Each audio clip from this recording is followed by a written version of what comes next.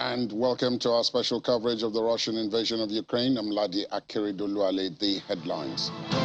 Ukrainian President Volodymyr Zelensky says recaptured areas are not limited to Lyman, but include towns in the Kherson region. Ukraine's state nuclear regulator Enenergo reports Zaporizhzhia nuclear plant chief Ihor Murashov is being detained by the Russians.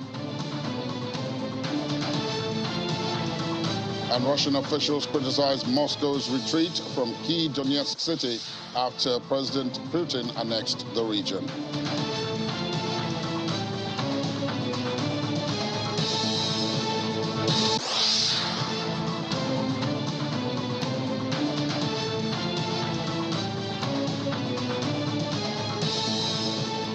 Ukrainian President Volodymyr Zelensky says that the success of the country's soldiers are not limited to the recapture of Lyman, as towns in the Kherson region have also been liberated.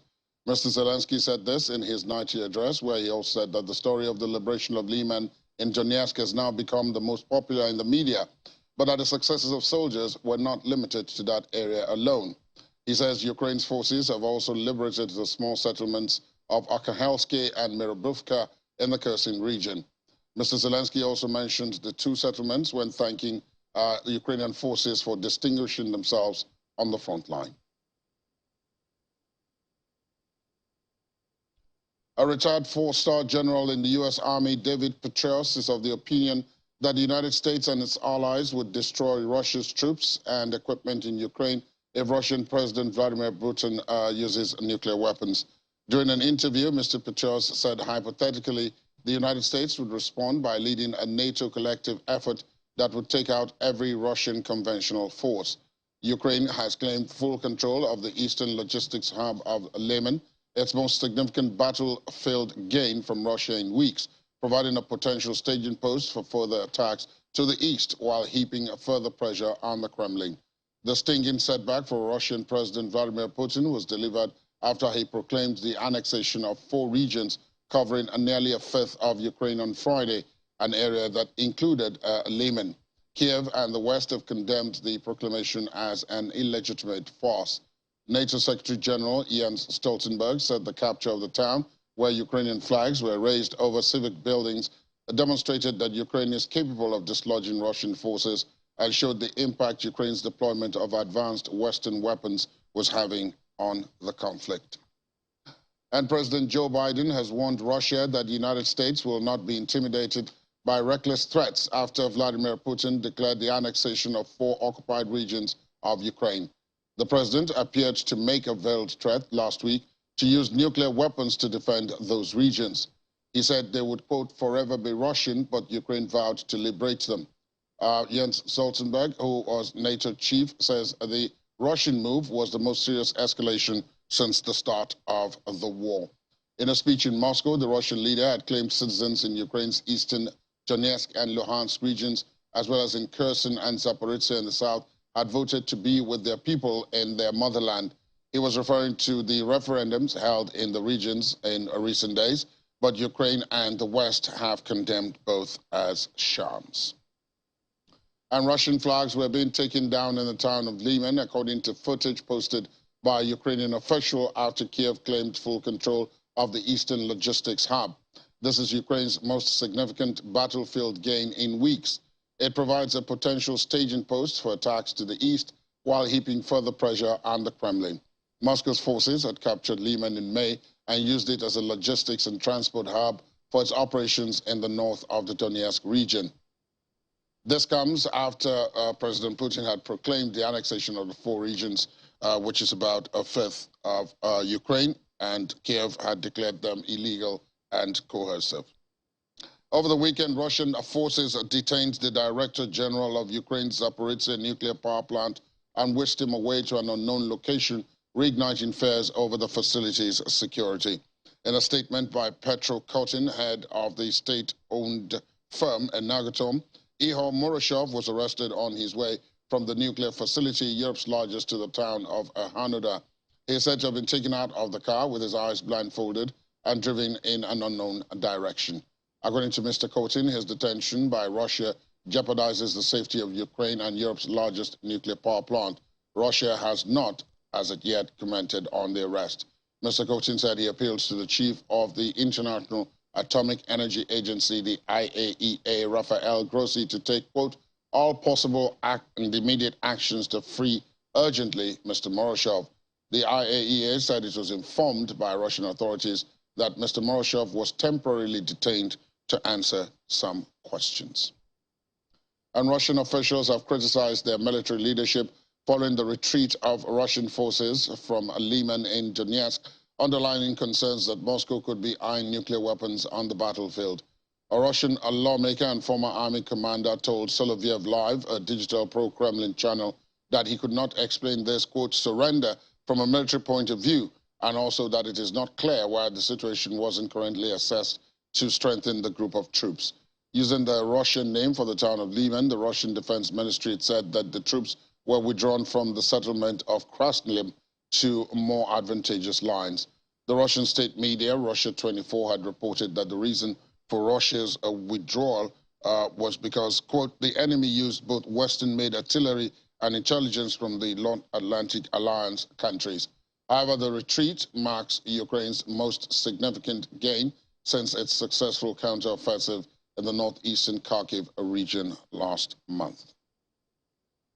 And meanwhile, President Zelensky has declared the key eastern town of Liman, as we've been reported, fully cleared of Russian forces a day after Moscow said its troops had decided to withdraw from their months-long stronghold in the north of Donetsk. Ukrainian troops said they had retaken the key bastion occupied on October the 1st, a stinging defeat that prompted a close ally of President Vladimir Putin to call for possible use of low-grade nuclear weapons. Kiev and the West condemned the honored ceremony as an illegitimate farce, talking about the annexation. Let's talk now to Vladimir Dubovic, Associate Professor, Department of International Relations, Mechnikov National University in Odessa, Ukraine. Good morning to you. Thank you for your time this morning. Good morning, sir. Thank you for having me.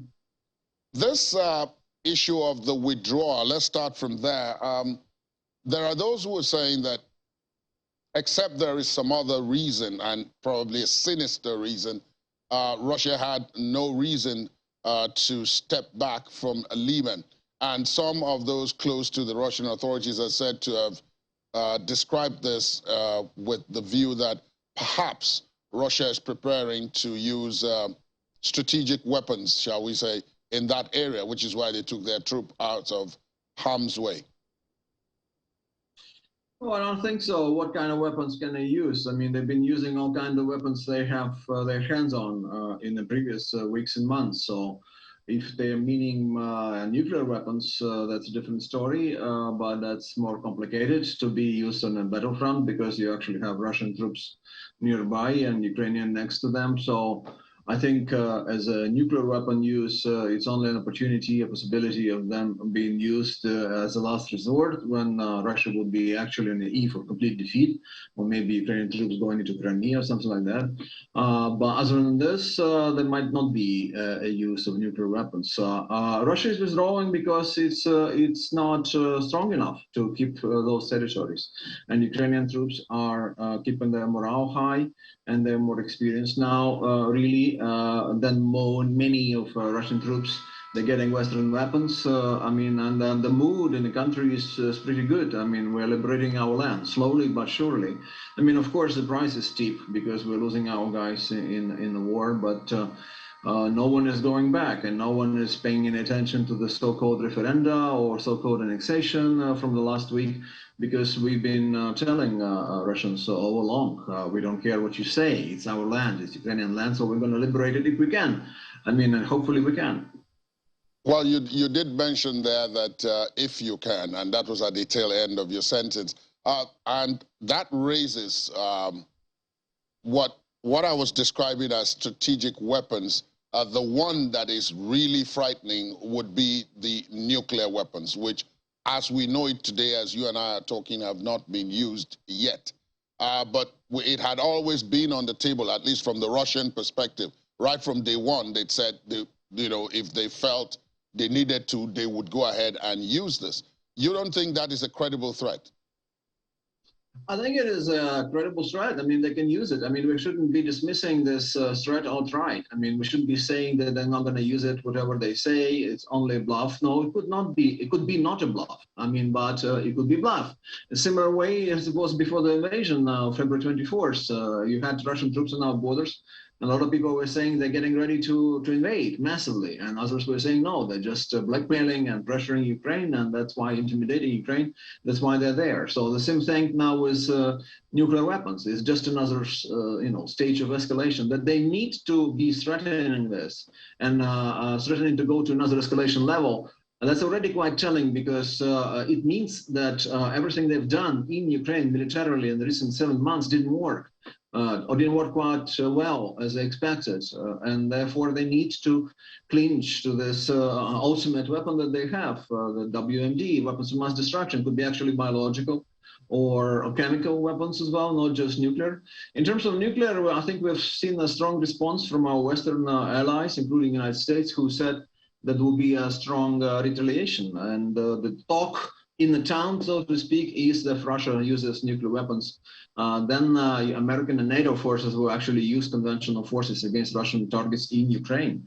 So that would be, of course, a massive retaliation in terms of this becoming much broader war, internationalized war, so to speak, not just two countries, Russia and Ukraine, but more being involved. But clearly, I think NATO and US are ready to cross that threshold if needed, if Russia uses nuclear weapons. And I hope that this deterrence tactics or strategy rather, or maybe tactics, it depends on how long you have this game in, will work against Russia, and they would not dare to use nuclear weapons. But you never know, because Putin hasn't lost many traces of him being known as a rational player in recent months. So if really cornered, I think he might actually go to some drastic and unfortunate measures.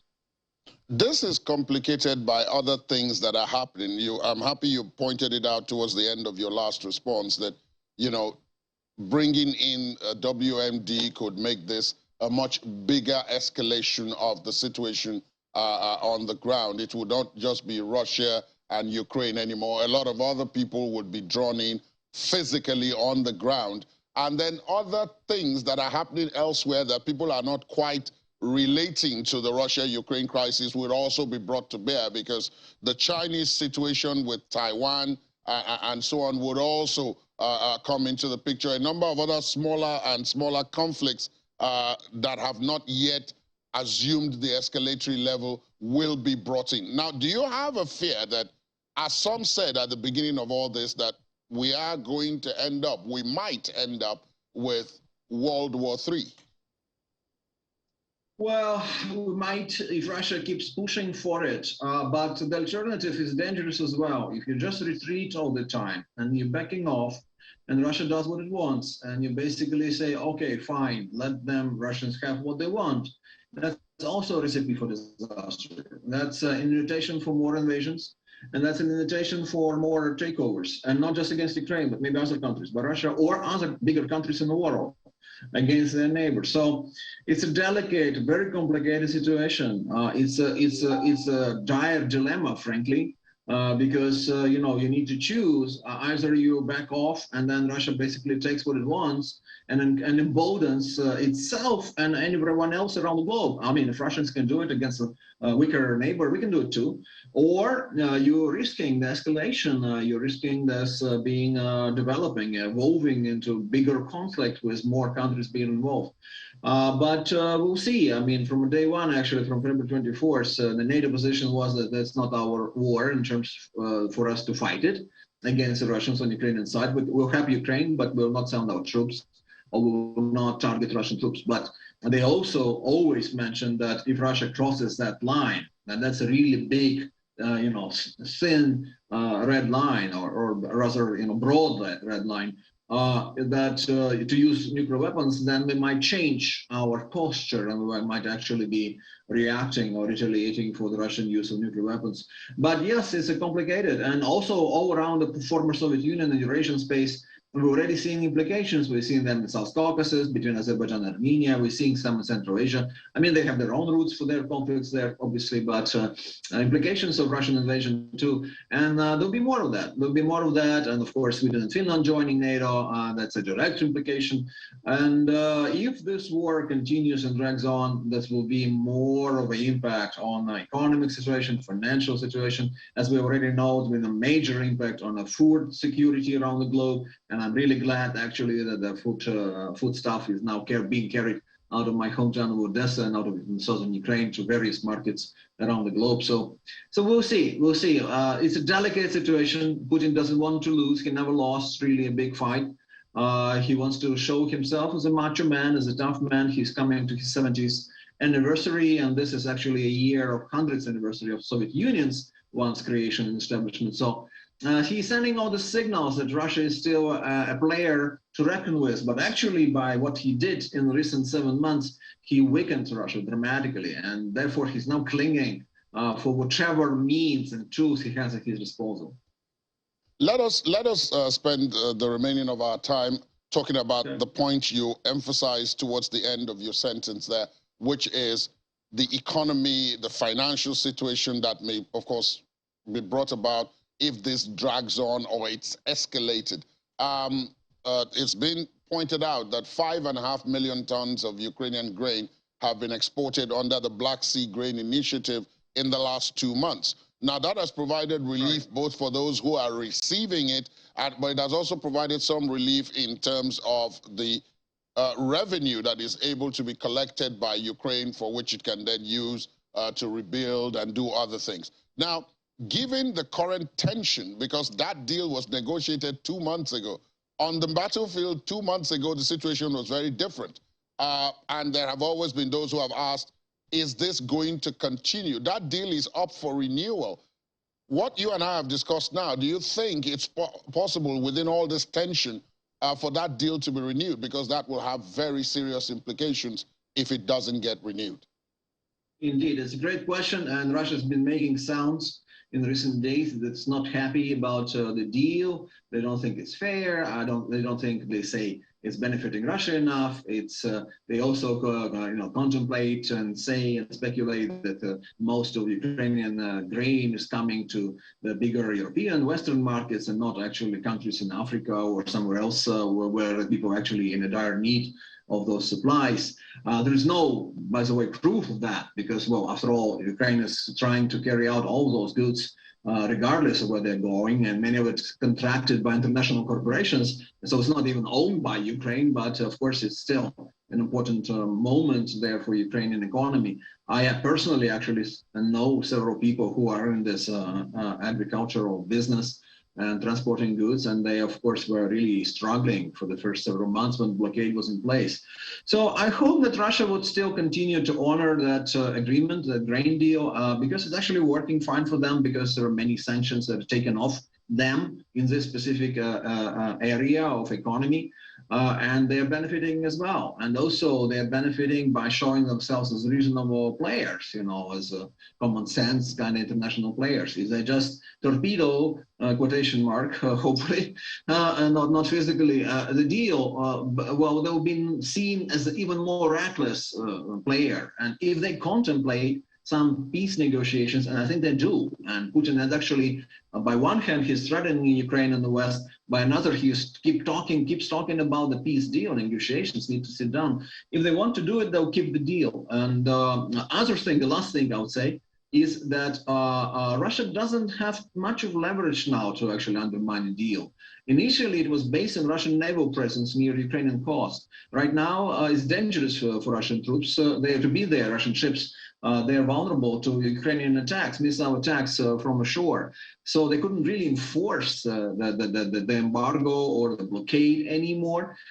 In a way, some of what they're saying is an empty threat. And I think they also might lose the last few, not allies, but at least mediators like Turkey, for instance, if they actually go out of the deal and they kind of discontinue the deal, then the Ankara, the Turkey will be extremely critical as well. And Russia doesn't want to be in a complete isolation. So I think they'll stay in the deal. Finally, and I want you to be frank with me when you in answering this. I'm always within, frank with you, sir. Yes, I know. Within Ukraine itself, and this is not often the subject of discussion, when within Ukraine itself, and I'm not just talking about Odessa, because Odessa, of course, is a seaport. You just made reference to that, and grain is going out from there. And in more recent months, there has been some kind of security stability within Odessa. But if we talk more generally about Ukraine and Ukrainians going about day-to-day activity, resuming school, being able to visit hospitals, being able to lecture students like you, and all the other professions and so on, how tough is it now, 7 or 8 months on, after this battle started? How tough is it now, or how easy is it now to go about your daily life, even though this is still going on at the front lines? There's nothing easy about it, I can tell you. I mean, it doesn't get easy at all. We are still in a fight for our lives, for the country, for the nation, for the millions and millions of people. The amount of people who are internally displaced persons or refugees stays high, even though some refugees returned back from abroad to Ukraine, and some IDPs actually went back home. But still, it's millions and millions of people. So maybe it's not like 1/3 of the population, like 15 million or so, like we had early in this war. Maybe it's less now, but still, it's a great number. A lot of cities under destruction, a lot of industries in destruction. Ukrainian economy is barely surviving. We're relying heavily on support coming from international institutions, particular countries who are helping us. We're also hoping for them to be able to help us with a massive recovery effort that will be needed when this war is over, or some of it is ongoing already. So frankly, no, nothing is great. I mean, people lost their businesses, some irreversibly, and wouldn't be able to return to those businesses, which means they couldn't spend money in the market, which means the cafes and restaurants catering to people are struggling, which means in my field, for instance, people can't pay for their kids' education, and therefore they drop out of university, and therefore there is less of work and job from people like myself, university professors. So no, it's a complicated chain of things. I mean, morally, we are on a high now because of this ongoing offensive and liberation effort by Ukrainian troops. But in any other way, it's still a major, major assault that results in the impact of it for Ukrainians, for Ukrainian economy and society will continue to linger, not just for years, but I'm afraid it might be decades before we fully actually recover from this massive assault from our neighbor. And indeed, as the situation develops, we can only wish you well and hope that you continue to stay safe where you are, Vladimir Dubovic. Thank you for your time this morning on the program. It's always a pleasure to be with you. Yeah. Bye, sir.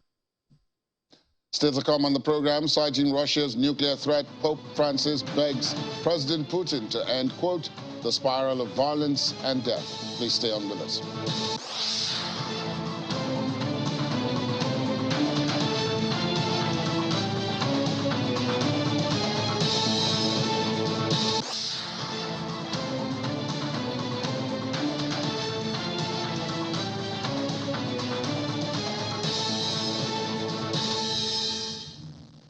Welcome back. A U.S. Secretary of Defense Lloyd Austin says he's encouraged as Ukrainian troops say they have taken the key bastion of Lyman in occupied eastern Ukraine, a stinging defeat that prompted President Vladimir Putin's ally to call for the possible use of low-grade nuclear weapons.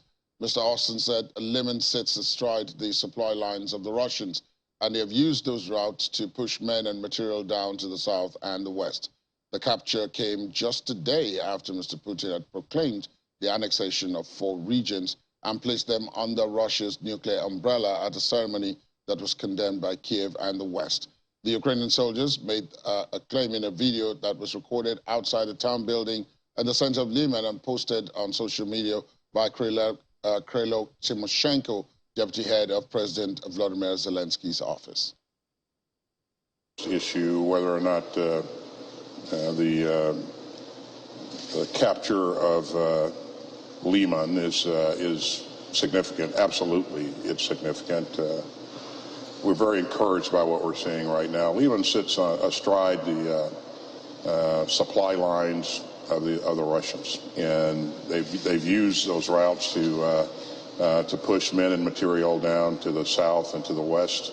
And without those routes, it'll be more difficult. So this presents sort of a dilemma for the Russians going forward.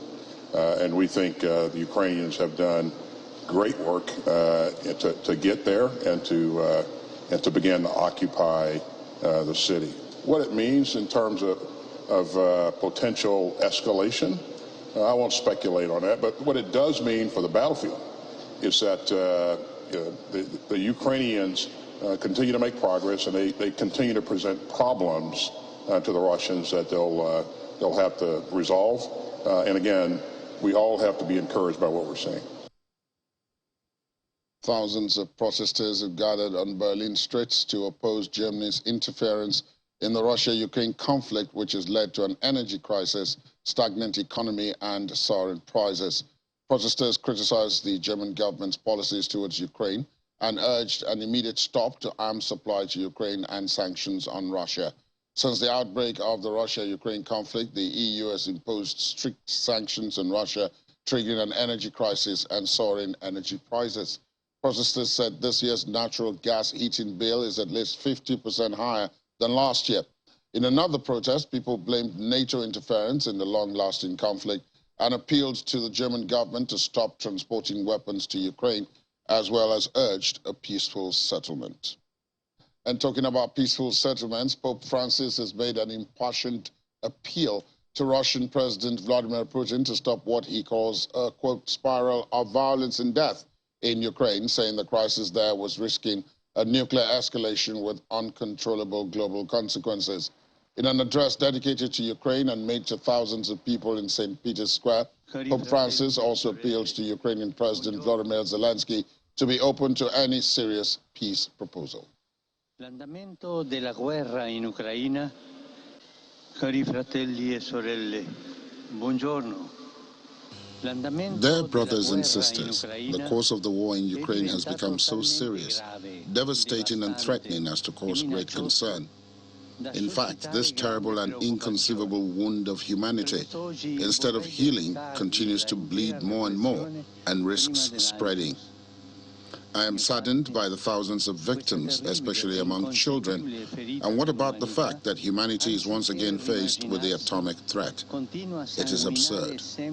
My appeal goes above all to the President of the Russian Federation, begging him to stop this spiral of violence and death, even out of love for his own people. On the other side, pained by the enormous sufferings of the Ukrainian population following the aggression it suffered, I address an equally hopeful appeal to the President of Ukraine to be open to a serious peace proposal. To all protagonists of international life and the political leaders of nations, I urge them to do everything in their power to put an end to the ongoing war.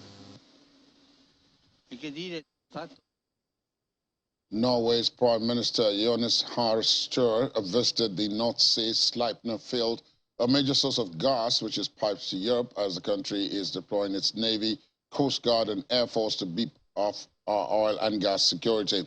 Mr. Støre said Norway would receive help from Britain, Germany and France to patrol the seas around its oil and gas platforms amidst suspicion that sabotage caused leaks in Nord Stream pipelines earlier last week. He repeated that the country had no indications of direct threats to Norway or Norwegian infrastructure, but said it was nevertheless prudent to beef up security. Russia's Nord Stream 1 and Nord Stream 2 pipelines burst this week, draining gas into the Baltic Sea off the coast of Denmark and Sweden. Seismologists registered explosions in the area. The European Union said it suspected sabotage had caused the damage, while Russian President Vladimir Putin had accused the United States and its allies of blowing up his country's pipelines. Washington has said it was too early to confirm it was sabotage and dismissed talk that it was responsible. Norway is Europe's largest gas supplier and a major oil exporter, and it has more than 90 petroleum fields, most of which are connected to a network of gas pipelines stretching some 9,000 kilometers. And for Denmark's Prime Minister Mette Frederiksen, the security of critical infrastructure such as gas pipelines has become a new concern for members of the European Union. The Scandinavian leader was speaking after a meeting with Charles Michel at the European Council the EU institution bringing together all 27 EU leaders in Brussels. The meeting with the EU's top official came a few days after major leaks suddenly erupted in the Nord Stream gas pipelines that run from Russia to Europe under the Baltic Sea. So far, Western governments and officials have avoided pointing fingers directly, while Russia has blamed the West. Mr. Michel said EU leaders will discuss the security of their critical infrastructure next week at a summit in Prague on October the 7th. European Union states say they believe the damage was caused by sabotage, but have stopped short of naming anyone. Let's talk now to retired U.S. Army Captain, National Defense and Military Strategist Bish Johnson. He joins us virtually. Good morning to you. Thank you for your time. Good morning, and thank you for having me.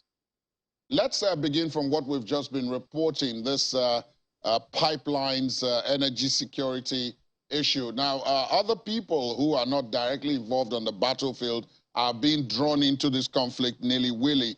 You're talking about Norway and then Denmark, because now they've got to protect, as they say, their energy infrastructure from possible sabotage.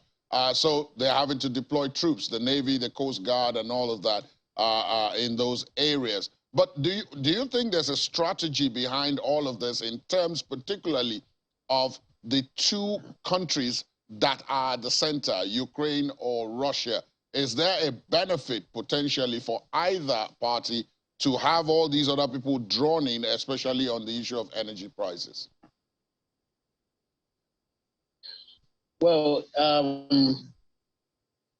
Russia, for example, there's a benefit for Russia to weaponize its gas supply. I was just following your introduction earlier, where you've seen German citizens protesting the high cost of energy.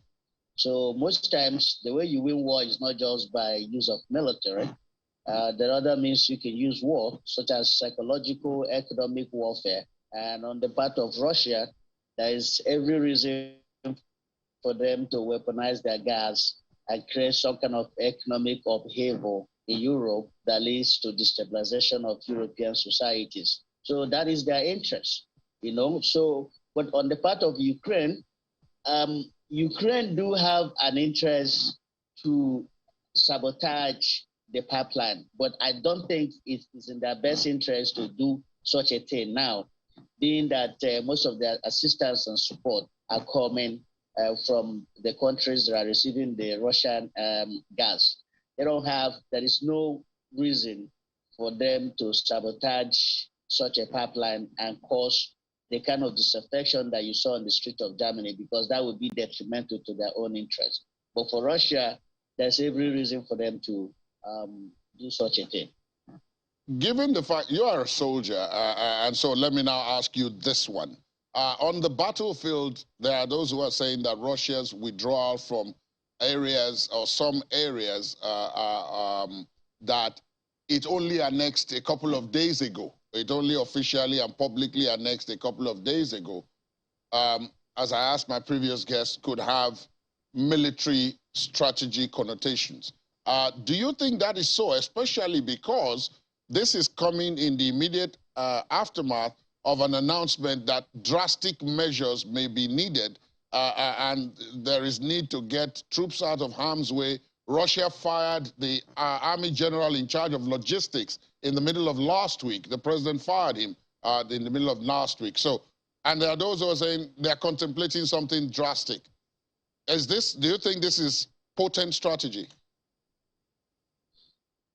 Well, the situation in the Donbass area is pretty much escalatory.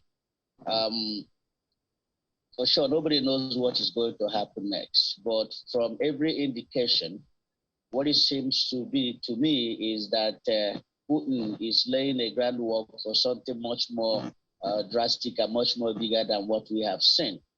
But unfortunately for him, before now, Russian military used to be a very dreaded military. They were feared.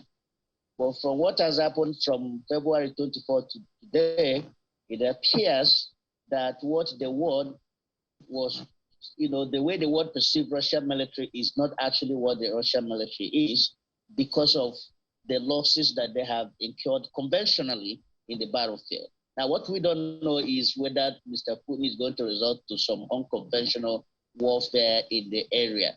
We are praying and hoping that he doesn't do so. But the groundwork is laying by this sham annexation of those provinces in the Donbass, indicates that maybe they're planning something much more escalatory, something that is far beyond conventional warfare, because conventionally they are failing.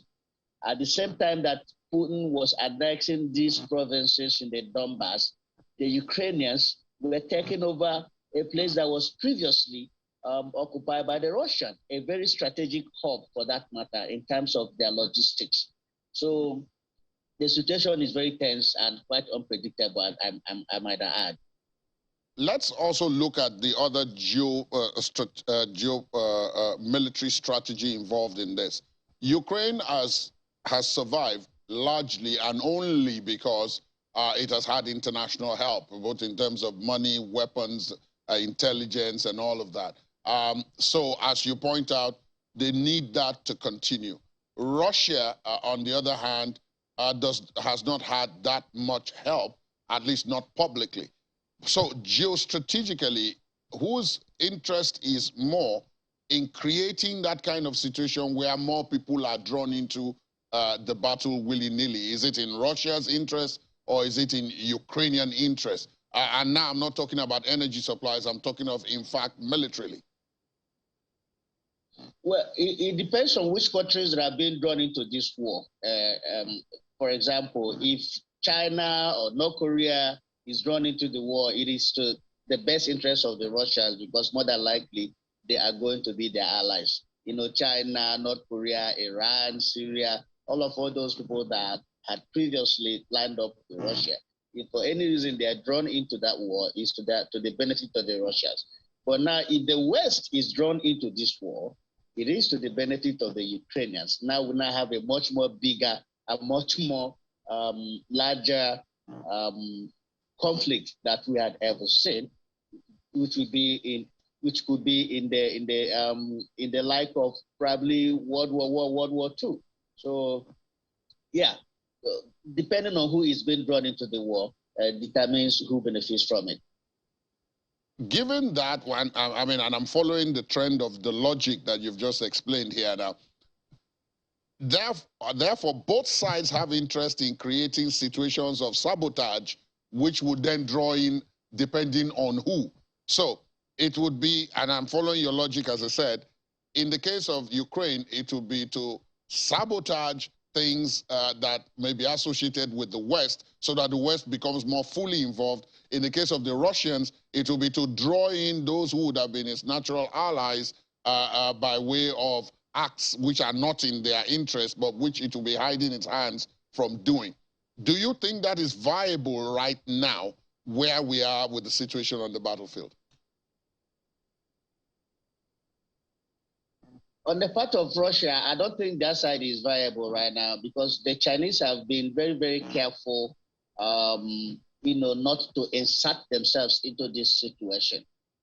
So I doubt the possibility. The Chinese envy, they love their economy. They envy their economy. So I doubt if they would want to get into, this kind of conflict and confrontation with the West, knowing fully well that their economy was built pretty much, the economy is pretty much dependent on the West. So that appetite will not be there on the side of the Chinese. For the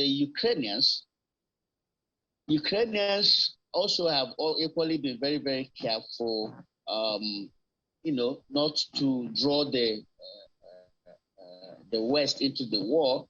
Instead, they have only been insisting that the West provide them with every military and financial assistance that they need to be able to prosecute this war themselves. And so far, they have been very successful in doing that. Now, if the West had done what they are doing now in 2014, I don't think we would have been here. I think it was because of the lack of the global condemnation and action in 2014 when Russia annexed Crimea that emboldened Putin to take this step that he took in February 24th, because there was no such support for the Ukrainians. So far, the Ukrainians have, garnered a lot of support from the West, and I don't think they will take any action to jeopardize the support, the kind of support that they're receiving from the West at this point in time. Thank you very much, Bishop Johnson, retired U.S. Army officer, and, of course, military and national defense strategist, for your time. We'll be coming back to you, of course, as the situation progresses. Thank you very much this morning. Thank you very much for having me. Still to come on the program, at its 2-month mark, about 5.5 million tons of grain are moved from Ukraine under the Black Sea Initiative. Please stay on with us.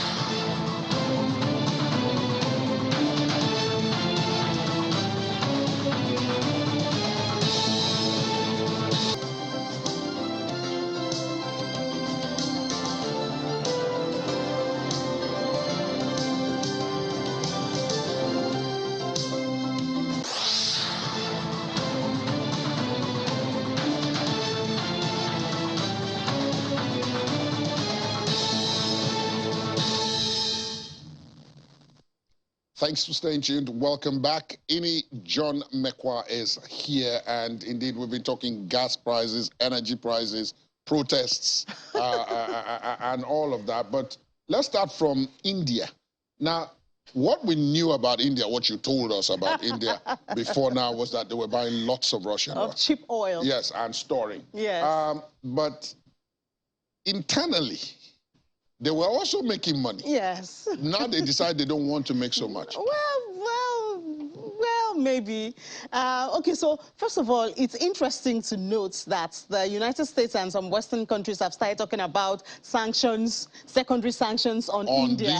On the people who have been buying all along. Exactly, and they've been buying for a long time. Yeah. The war is how many months old now? Almost 8 months, and we didn't hear, we all knew it was in the news. In fact, reports have it that China and India have bought more oil from Russia than the 27 European countries put together. That's how much they have bought, And so it's now they're talking about secondary sanctions and all of that. Remember they talked about the price cap and they couldn't, conclude on that. They couldn't. So now what is happening is, we talk about windfall tax a lot. Right. The UK tried it. The US already doing it. Well, we didn't know that India had already started doing it in July. So all those private, remember when we talk about the cheap oil, it's mostly the private refineries, because while India exports refined oil, they don't really have crude.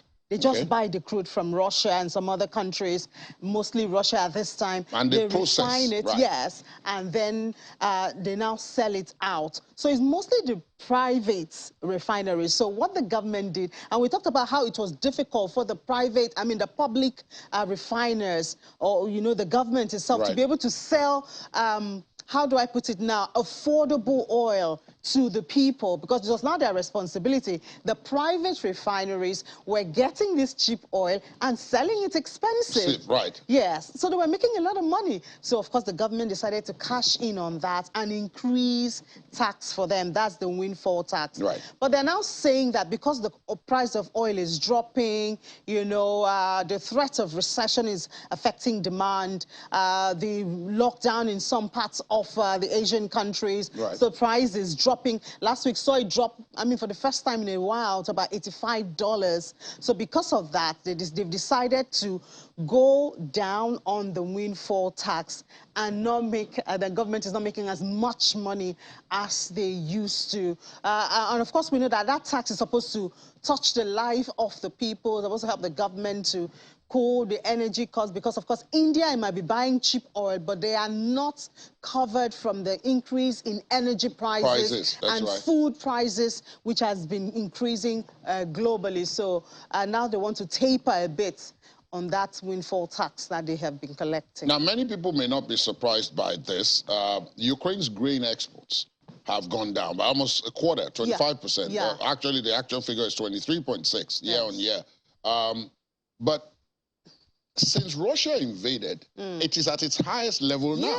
Yeah, because, I mean, I guess the world is hungry, and we do appreciate the little mercies, which is that they agreed, you know, in July to open that Black Sea. That's it, so that's why they're able. But when they say year on year, that means this time last year, it's still lower, you know, compared than what to they were, of course, exporting. That's why I said it wouldn't probably come as much of a surprise, because there was no war this time last year. Exactly, yeah. But that has had implications, is it? Obviously. So we've been seeing in about, I think, 3-4 months now, the price of food prices decrease globally, not in Nigeria, because some people be like, so where is it in Nigeria? Especially the price of wheat. We've seen it decrease globally because we've had that supply coming from Ukraine, even though we saw a threat to it in between, because Russia said they are not sure that the wheat is heading to where it's supposed to. Yes, that they thought it was heading to Europe and some of those Western countries. But we've seen the impact of that globally, at least in the numbers. We may not really feel it directly here in Nigeria, unfortunately, mostly because of the, I mean, dollar is surging. Yeah, which is a different argument, a different debate. For Nigeria, we are special. Ours is special. But, you know... I like the way you put that. I like the way you put that. The price of global food prices have tapered thanks to this, compared to when the war just started and there was no deal at all to get the wheat through. But, of course, we know that the threat to renew the contracts is also another topic. It was one of the things that I was raising with my guests. Of course, Ini, as always, even though today is a public holiday, people are still making money and losing money and spending money. So Ini will have all the business stories from around the globe, not just Russia and Ukraine, right after this on Business Morning and later on Business Incorporated. Thank you, Ini. Thank you for having me. Sports stories out of this conflict. Japan has hosted international beach football matches against Ukraine as a gesture of friendship between the two countries, with Ukrainian refugees amongst the estimated 730 people watching from the stands. The Ukrainian team's travel and lodging were paid for by the Japanese Football Association, while onlookers could make donations at the match on Okura Beach. Japan won the first of two planned matches 4-2 and the second 6-3. The Japanese Football Association president Kozo Toshima claimed this is just the beginning of the national body's direct support to Ukraine. Entrance to the game was free. The Irish Athletics Boxing Association has condemned the illegal suspension of the Ukrainian Boxing Federation by the International Boxing Association, IBA, and called for fresh presidential elections as the world governing body, quote, appears to be choosing a pathway away from Olympic boxing. National federations were not given the chance to consider the UBF suspension at last weekend's IBA Extraordinary Congress, while almost 2/3 of voting delegates voted against staging a presidential election. The UBF was suspended on September the 23rd, 2 days before the IBA Extraordinary Congress, with the IBA citing, quote, government interference and appointing its vice president, Vladimir Prodivas, as coordinator for Ukraine's athletes. The International Olympic Committee has raised concerns over the IBF's suspension, and now the IABA has rebuked IBA for not allowing members to discuss the matter in greater detail. Krakow Malowska 2023 President Marcin Nowak says it is not possible to play host to Russian and Belarusian athletes next year, but admits their participation in the European Games is out of local organizers' hands. Poland has played a huge role in the Ukrainian refugee relief effort, providing shelter and support to millions of people displaced by the war after crossing the Polish border. Athletes from Russia and Belarus have been banned from competing in international competition since the invasion, but there are suggestions that sanctions could be loosened, with the International Olympic Committee President Thomas Bach reportedly saying Russian athletes could compete if they do not support the war. Russia has won more European Games medals than any other nation, with 123 gold over the previous two editions, while Belarus, which staged the event in 2019, sits second with 111. And finally, on the program, around 5.5 million tons of grain and other foodstuff have been moved under the Black Sea Grain Initiative on about 255 ships from 3 Ukrainian ports, Chernomorsk, Odessa, and Yuzhny Feny, to their final destinations worldwide. This is coming from UN humanitarians who said this at its 2-month mark. According to Dmytro Barinov, deputy head of the Ukrainian Seaport Authority, With the current pace, some 4 to 5 million tons of grain could be transported monthly through a safe maritime humanitarian corridor to the global markets. The Black Sea deal is not just significant to get food to the markets and bring prices down, but also provides an avenue for farmers and producers of grain and other crops in Ukraine to see them exported so that it empties their warehouses and their next crop can come in. Although there are other ways of transportation to get Ukrainian commodities out of the country, the sheer volumes that can come on a maritime corridor show it to be the cheapest and most efficient way to move commodities in large quantities. And that's where we end the program this morning. Thanks for being with us. My name is Ladi Akiri Duluale. There's an update within a World Today at 5, and the show is back tomorrow. Have a pleasant morning and enjoy the rest of the Independence Day celebrations.